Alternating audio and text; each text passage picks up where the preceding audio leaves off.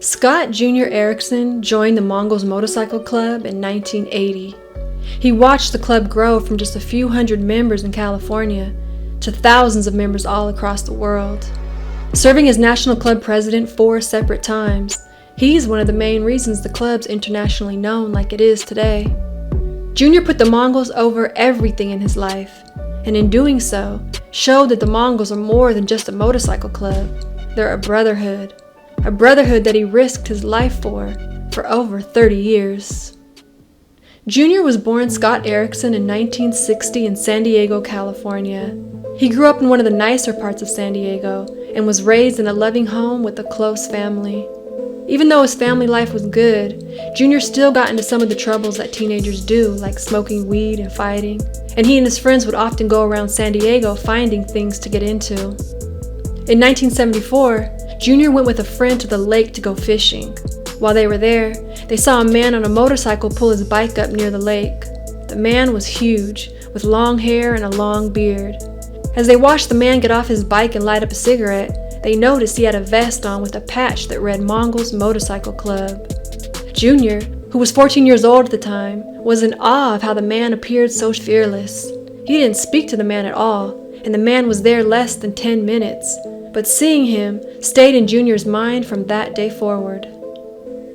By the time Junior was 16, he'd earned the reputation of being a tough guy. He was playing on the junior varsity high school football team. He played tough, partied even tougher, and was always fighting. During Junior's last 2 years of high school, he and his family temporarily moved to Hawaii for his dad's job. Junior continued playing football and fighting. And within a short time, he and his friends had started up a boxing club, where every weekend kids from the school would get together and fight each other. No rules, just one-on-one boxing until one person lost. This led to Junior entering amateur Golden Gloves boxing competitions, and him going undefeated. But as Junior was boxing and playing football, he never got the image of that biker at the lake out of his head. He was fascinated every time he saw a Harley Davidson drive by. He started reading Easy Rider magazines every day, and he'd imagine himself one day buying a Harley Davidson of his own. After graduating from high school, Junior moved back to San Diego. He got a job working on a construction site and immediately started saving money to buy a motorcycle. But the construction money was slow, and after a couple of months of savings, he still hadn't saved enough. A friend suggested he start selling weed. He did. He worked and sold weed. And in 1978, Junior bought a Harley Davidson Superglide for $3,400. He was 18 years old. With his new bike, Junior went out at first just riding with friends he grew up with. While riding around town, it didn't take long for him to start hearing about how 2 of the biggest motorcycle clubs, the Hells Angels and the Mongols, were at war over California's territory. A war that was so bad, people had been killed because of it. As the months went by, Junior eventually started meeting different motorcycle club members. One was a guy he'd met once years earlier who was now a member of the Mongols Motorcycle Club, San Diego's chapter. The full-patched member of the Mongols invited Junior to take a ride with him through East San Diego and hit a few bars along the way. Junior accepted the offer, but pointed out that he was only 19 and too young to get into bars. The Mongol told him don't sweat it. Anyone riding with a member of the Mongols Motorcycle Club could get in anywhere they went. After that day, Junior started riding every weekend with the Mongols, and after a few months, he was invited to the Mongols San Diego chapter's clubhouse, where he was introduced to other members and the chapter's president.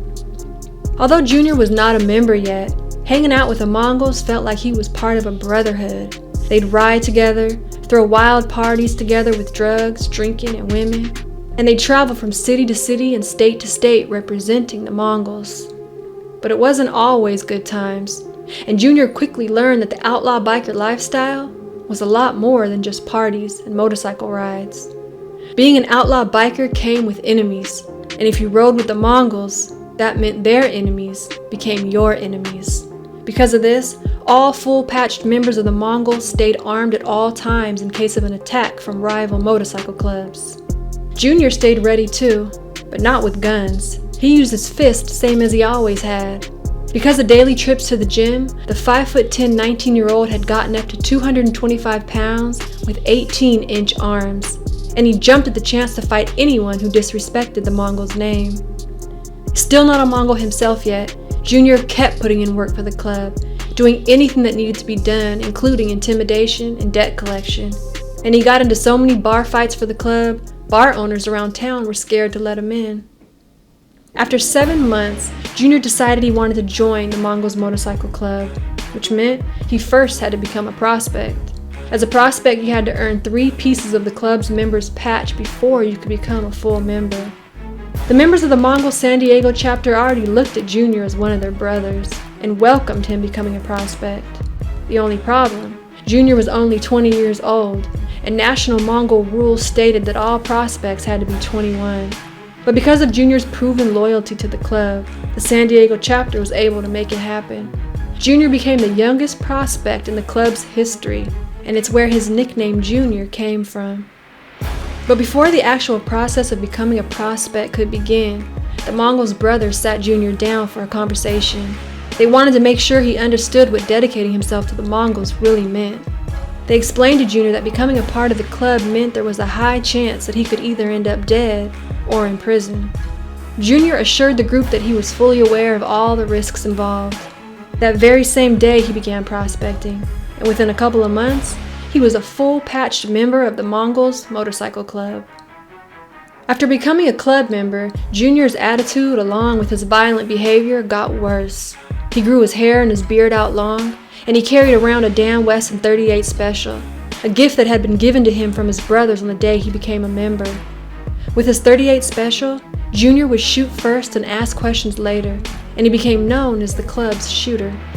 And with parties still an every week thing at the Mongols clubhouse, Junior's life became all about violence, drinking, drugs, and women.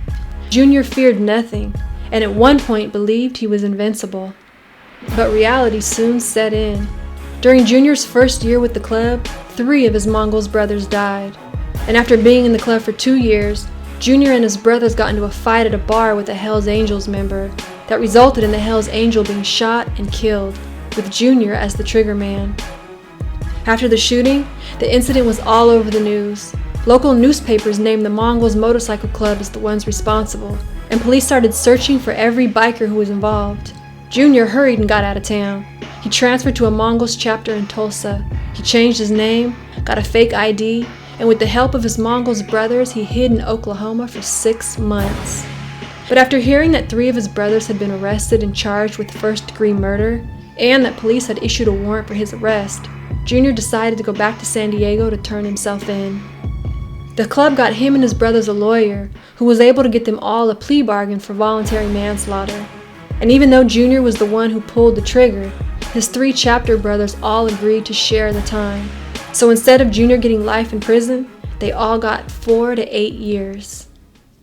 While in prison, Junior stayed in contact with his Mongols brothers on the outside, who kept him up to date on everything happening within the club.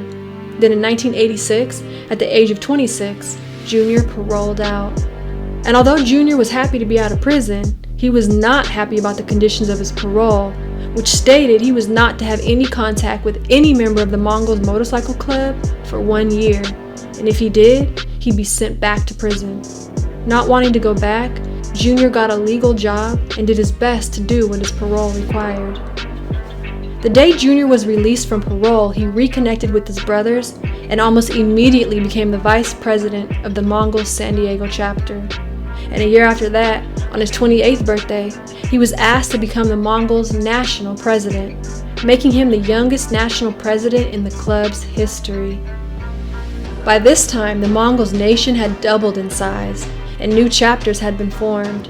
As national president, Junior had to oversee all Mongols business, and at the same time, keep the morale up in the club while making sure no one got killed or went to jail. And for the most part, things went smoothly, until the 1989 annual Easy Rider International Bike Show that was held at the Queen Mary in Long Beach. Although there had been no violence between the Mongols and the Hells Angels for some years, the tension between both clubs was still there. And that day, it exploded into violence, with more than 40 outlaw bikers from each side fighting fist to fist in a giant brawl, with Junior leading the way. The incident at the Queen Mary brought the Mongols Motorcycle Club to a whole new level of notoriety. It also solidified Junior's reputation as he became even more respected and was now known by everyone in the outlaw biker community as a club president who was willing to get out and fight if necessary to protect his club and brothers. As the years went by, Junior continued to dedicate his life to the Mongols, so much so that it took a toll on almost all other relationships in his life. At times, he would try to take a break, even once tried leaving the club to settle down and become a family man. But the bikes, the club, and the feeling of camaraderie always pulled him back. By the time Junior was 35, he had been elected national club president 3 more times. A lot had changed in the club over the years, but Junior continued to do what he had to do to make sure all chapters were always running in accordance with the Mongols' rules. Then one night, in 1998, while out at a bar with one of his club brothers, Junior got into a fight with a man who tried to attack him and his brother with a knife. Defending himself, Junior broke a bar glass over the man's head. The man fell to the ground. Junior and his brother assumed the incident was over. They jumped on their bikes and left. But the man chose to press charges, and a few days later a warrant was issued for Junior's arrest. When arrested, Junior attempted to tell his side of the story and explain it was self-defense, but law enforcement didn't want to hear it, and were instead noticeably excited to be arresting the national president of the Mongols Motorcycle Club. At his trial, Junior's attorney argued that it was a case of self-defense, but the detective in charge of the investigation claimed otherwise, and Junior was found guilty of assault and sentenced to 14 years in prison. But after serving 2 years, Junior was able to get an appeal. His attorney proved in court that the detective had intimidated witnesses and concealed evidence, and Junior was released from prison. Junior even filed a wrongful conviction lawsuit and won, and was awarded $3.2 million. But even with the win, Junior was still on parole, and was still required to follow those conditions, which again stated that he was not to associate with anyone from the Mongols Motorcycle Club. So when someone snapped pictures of him out having a beer with a club member, Junior's parole officer determined Junior had violated his parole, and he was sent back to prison, and the $3.2 million judgment in his favor was reversed. While sitting in jail for the 3rd time, Junior couldn't help but think back to the warning his club brothers had told him almost 20 years before, that if he became a Mongol, there was a good chance he'd end up in jail. Thinking about all he had been through in his life, Junior decided he would start writing a book to pass the time while in prison, which eventually turned into writing 2 books, The Unknown Mongol and The Unknown Mongol 2. In both books, Junior details his life within the Mongols nation. He explains how he became one of the most respected members of the Mongols Motorcycle Club, and he reveals what it really takes to make it to the top in the outlaw biker world. After getting out of jail in 2004, Junior moved to Utah and he got married. Then in 2009, he started a Mongols chapter in Salt Lake County with just 2 people. And now the Mongols are the biggest motorcycle club in the entire state of Utah. And today, you can't mention the Mongols Motorcycle Club without bringing up the name Scott Jr. Ereckson. Most say the club wouldn't be worldwide like it is today without him. A California legend, Jr. is known as a man who dedicated his entire life to representing for the Mongols, all his Mongols brothers, and for the whole Mongols nation.